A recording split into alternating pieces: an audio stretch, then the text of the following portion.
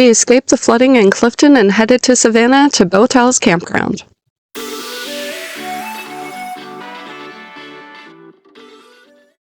This is our first day at Botel, and it's right on the Tennessee River. It's in Savannah, Tennessee.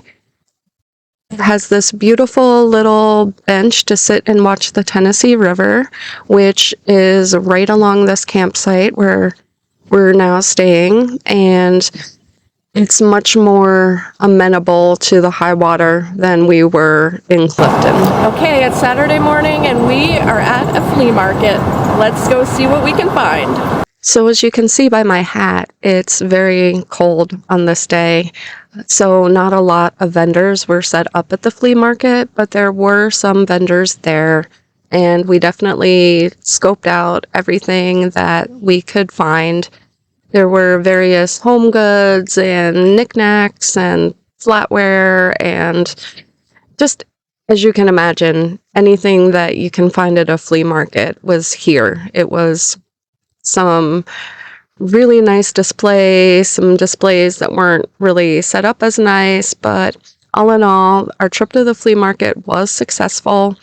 We found a couple of books, and we also picked up a few golf clubs. And Kirk will be using the 2 wedges he bought in his bag. And if he doesn't like them, then he will sell them on eBay or something. But again, you could find anything at this flea market: clothing, books, dolls, antique toys. I mean, it was incredible. After the flea market, we headed to Pickwick Dam and took in the view, and it was stunningly gorgeous. It was a beautiful afternoon. The sun came out, and the view of the river was amazing. There's this bridge, high bridge, that goes over the river. There's a lock there. We also had dinner at the Outpost, where we found this Yeti statue carved out of wood there.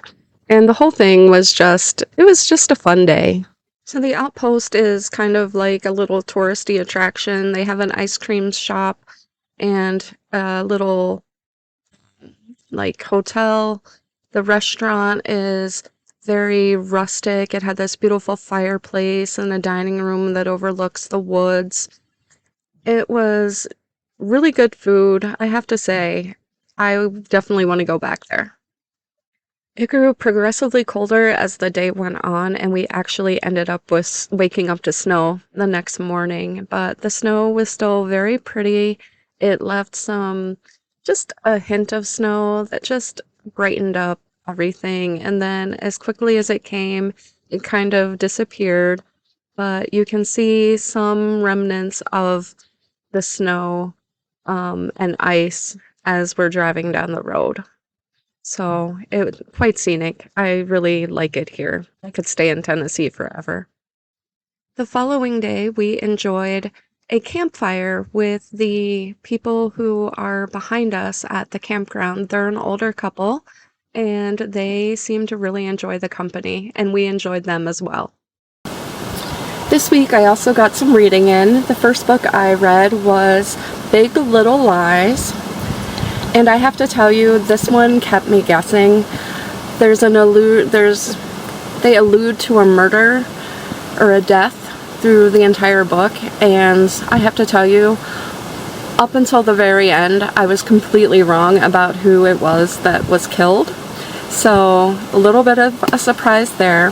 So yeah, I highly recommend Big Little Lies.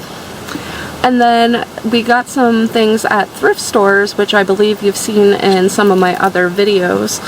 One was a discarded library book, and it's called The Magpie Murders. And it's a whodunit within a whodunit. I really enjoyed this. You start out reading a manuscript of a murder mystery, and then you find yourself involved in a real murder mystery that the editor is trying to solve. So I really enjoyed Magpie Murders as well. And then another thrift store purchase that I got to enjoy was called Orphan Monster Spy. and it is a historical fiction novel set during World War II, and that's one of my favorite genres. And it's a young adult book. It's really easy to read. I got through it in like a day. I have a lot of free time, so I do manage to get a lot of reading in a month. So yeah, that's what I read this week. There will be links to those books down in the description box below. As always, if you've enjoyed my video, please subscribe, leave a comment to say hi or ask any questions as I live my life in Atlanta.